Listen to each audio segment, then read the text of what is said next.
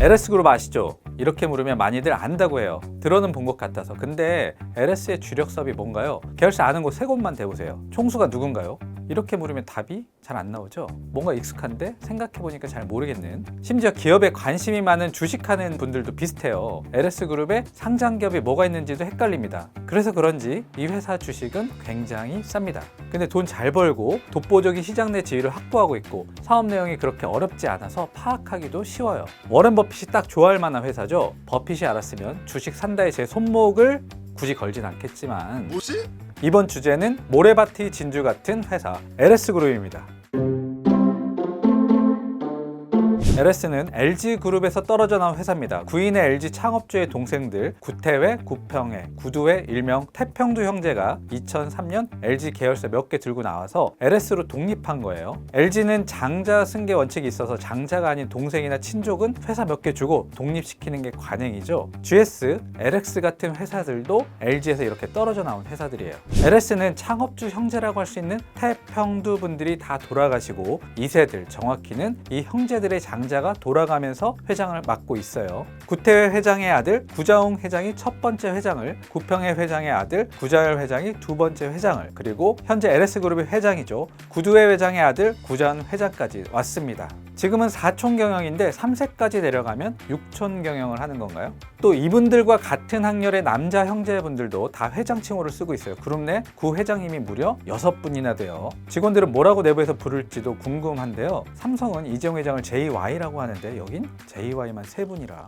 지분도 구자은 회장이 가장 많은데 3.6%밖에 안 되고 짜잘하게 다 나눠 갖고 있습니다. 사업은 꽤 심플합니다. 먼저 전선 사업이 있죠. 주력 계열사인 LS 전선이에요. 쉽게 말해 전봇대에 걸려있는 전기 케이블, 통신 케이블 같은 걸 만듭니다. 또 이런 케이블에 들어가는 주된 재료인 전기동, 금운동 할 때 그 동이에요. 99.9% 순도 높은 구리죠. 전기동을 만드는 M&N, 초콜릿은 아니고요. 여기에 두꺼비집 같은 전력기계를 생산하는 일렉트릭, 트랙터 같은 농기계 생산하는 엠트론 등이 있습니다. 이 밖에 도시가스 사업을 하는 예스코, 액화 석유가스 LPG 사업하는 이원 등도 관계사긴 한데 이런 가스 회사들은 지주사 LS가 아니라 오너 형제들이 별도로 지분을 보유하고 있어요. 사업은 뭐랄까 엣지가 조금 없어 보이죠? 올드해 보여요. 굴뚝산업 같기도 하고. 시대가 지금 어느 시대인데 전기줄, 두꺼비지 이런 거 만들고 녹그릇이나 만들고 말이야.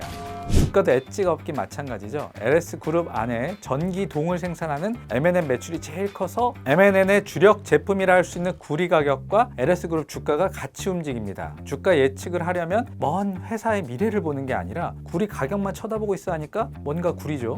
그런데 말입니다. 여기서 반전이 있습니다. 사업을 뜯어보면 엄청 핫한 게 있습니다. LS가 하는 사업이 요즘 뜨는 산업인 전기차와 밀접하게 연관이 있어요. 우선 LS 전선이 하는 권선이라는 게 있는데 권선은 에나멜을 코팅한 선이죠. 이게 전기차의 핵심 부품입니다. 그것도 배터리와 함께 가장 중요한 구동 모터에 씁니다. 아시는 분들도 있을 텐데 과거에 리모컨으로 가는 RC카 같은 거 조립하면서 모터에 구리선이 칭칭 감아져 있었는데 권선이 비슷한 겁니다. 전기 에너지를 기계적인 에너지로 바꿔주는 역할을 하죠. 이 권선은 원래 히타치, 스미토모 같은 일본 회사들이 선점하고 있었는데 중국 회사들이 들어와서 시장을 휘저어 놓습니다. 중국 회사들은 어느 시장이라도 들어오기만 하면 가격 덤핑 쳐서 피바다로 만드는 게 특기인데 조선이 그랬고 디스플레이가 그랬고 태양광도 그랬고 권선 시장도 그랬어요. LS전선은 2009년에 국내에서 처음 권선을 개발했는데 팔 데가 없어서 고전을 해요. 원래 권선은 가전제품이나 엘리베이터, 발전기 같은 곳에 들어갔어요. 근데 이런 분야에서 저가 중국산을 당해낼 수가 없었어요. 근데 2014년에 미국 1위 자동차 회사죠. 테슬라 아닙니다. GM에서 갑자기 자기들 전기차에 쓸 권선을 달라고 하죠. 자동차에 들어가는 것이 안정성이 최우선이니까. 그래서 중국 회사 것은 차마 못 써요. GM의 볼트 EV에 처음 쓰입니다. 근데 이거 잘 굴러가는데? 그래서 현대차에서 찾아와서 아이오닉 5에 넣고 기아 EV6에도 LS 것을 쓰죠. LS가 인수한 미국 회사 슈페리어 액세스라는 회사도 권선을 생산하는데 테슬라가 얘네 권선만 전기차에 쓰고 있어요. M&N의 주력 제품인 구리도 전기차에 엄청 많이 들어갑니다. 모터, 배선, 배터리 등등의 구리가 들어가는데 기존 내연기관 차에 들어가는 것보다 대여섯 배 많다고 많다고 해요. 또 LS 일렉트릭은 자회사를 통해서 전기차에 들어가는 EV 릴레이란 부품도 생산 중이에요. EV 릴레이는 배터리 내부 전기 에너지를 안정적으로 제어하는 역할을 합니다. 여기에 LS가 이원과 함께 전기차 충전 인프라 사업도 벌이고 있죠. 전기차 하면 사람들이 배터리만 떠올리는데 LS가 배터리 이외의 분야에서 생각보다 꽤 많은 것을 하고 있네요.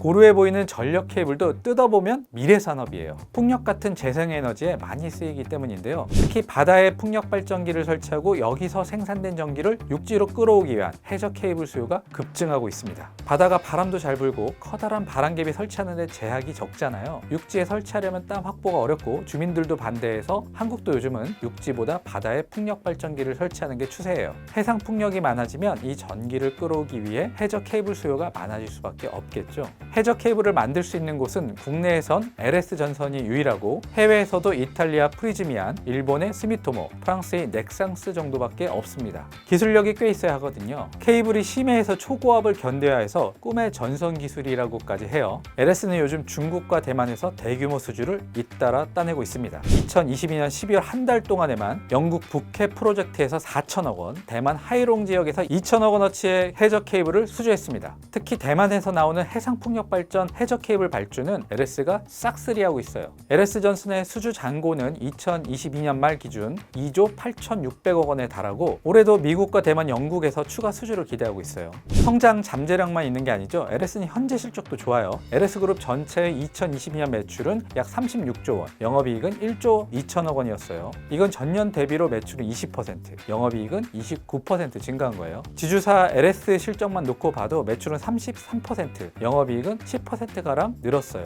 2020년 매출이 약 17조 5천억 원, 영업이익은 6,500억 원가량 했습니다. 2018년 매출이 갓 10조 원을 넘었고 영업이익은 5천억 원쯤 했는데요. 이때와 비교하면 매출은 70% 이상, 영업이익은 30%나 늘었는데 근데 주가는 별 차이가 없어요. 7, 8만 원 수준에서 못 벗어나고 있죠. 그래서 LS는 증시에서 늘 저평가된 기업으로 언급이 됩니다. 주가 수익 비율 PER이 4배도 안 됩니다. 4년만 장사하면 회사 전부 살 정도가 된다는 의미입니다. LS 같은 지주사가 한국 증시에선 인기가 없어서 그런 것도 있는데요. 근데 LS가 꼭 인기가 없어야 하는지 이건 잘 모르겠어요. 다른 지주사들은 돈 잘 버는 주요 자회사들이 대부분 상장이 돼 있죠. LG를 예를 들면 LG전자, LG화학, LG에너지솔루션 이런 계열사들이 LG 지주회사와 함께 이중으로 상장이 돼 있잖아요. 투자자 입장에선 껍데기만 있는 LG 살 바엔 이런 계열사들 주식 사는 게 훨씬 나아요. LS는 다른데요. 그룹 내에서 가장 매출과 이익이 많은 M&N이 100% 자회사입니다. 100% 자회사라는 건 서류상 딴 회사긴 하지만 사실상 한 몸이나 마찬가지죠. LS는 껍데기만 있는 게 아니라 사업을 하는 실체도 있다는 얘기입니다. M&N 투자하고 싶으면 LS 이외에 대안이 없어요. M&N은 원래 일본 측에서 지분 절반을 보유하고 있었는데 LS가 2022년 일본 회사 지분 다 사들였습니다. 지금은 실적이 전부 LS로 잡히고 투자 결정도 온전히 LS가 합니다. 또 다른 주력 계열사인 LS 전선도 지주사 LS 지분이 92%나 되고 상장도 안 돼 있죠. 여기에 농기계 기업인 LS 엠트론, LS 글로벌 등도 100% 자회사입니다. 다른 지주사처럼 50, 60% 할인해서 주식을 팔 이유가 전혀 없습니다. 아울렛도 아닌데. 그래도 투자자들이 지주사는 별로야, 싫어 해서 지금 이런 식인데 사람들의 심리는 변덕이 심해서 언제 바뀔지 모르죠. 사실 이런 거 노리고 주식을 야금야금 사모으는 분들이 있습니다. 한국의 대표적인 가치 투자가인 이채원, 최준철 이런 분들이에요. 상장 계열사들도 주가가 재미없긴 마찬가지인데요. LS 일렉트릭, LS 전선 아시아 등이 상장이 되어 있고 매출과 영업이익이 꾸준히 느는데 주가는 별로입니다. LS 일렉트릭의 경우 PER이 8배 수준으로 코스피 평균인 10배 안팎에 비해 저렴해요. 10여 년 전에 어느 한 대기업 협력사를 취재하러 간 적이 있는데요. 회사에 간판이 없어서 찾아갔는데 애를 먹은 적이 있어요. 협력사이긴 하지만 매출이 1조 원 가까이 했는데 무슨 간판 하나 없고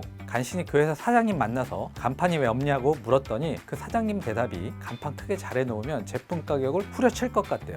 협력사가 돈 잘 버는 거 티내면 물건 받아가는 대기업들이 득달같이 가격을 내린다는 거예요. LS 보면서 이 스토리가 생각이 나더라고요. 대기업이긴 하지만 다른 기업의 협력사로서 납품하는 거잖아요. 전선이나 전기기기를 사가는 곳이 한전이나 현대건설 같은 더 큰 회사들이니까 간판을 크게 못한 거지. 회사가 돈 잘 벌어도 적극적으로 알리지도 못하고 어차피 물건 사갈 곳은 정해져 있으니까요. 그런데 시대가 바뀌어서 요즘은 적극적으로 알려야 할 필요성이 생겼죠. 리더가 자신의 비전을 회사 구성원들과 투자자 그리고 거래 상대방에게까지 잘 알리고 소통하는 게 요즘 흔히 말하는 ESG 경영입니다. 경영자의 비전에 따라 투자자들이 모이기도 하고 흩어지기도 하죠. 투자자 입장에서 매력적인 기업으로 보이도록 하는 게 경영자의 덕목이기도 합니다. 또 이미지를 잘 구축해야 인재가 모이기도 하죠. 요즘 기업들의 최우선 과제는 A급 인재, 향후 회사를 먹여 살릴 인재를 모시는 것이니까요. 그래서 그런지 구자은 회장은 요즘 대회 행사에도 적극적으로 참석하고 LS 계열사들은 IR이나 PR도 강화하는 것 같더라고요. 한마디로 간판을 크게 다는 것 같습니다. 그럼 회사 주가도 제 가치를 혹은 그 이상으로 받을 가능성이 있을 겁니다. LS가 평판이나 이미지, 주가 부분에서 저평가의 대명사가 아닌 제대로 평가받는 날을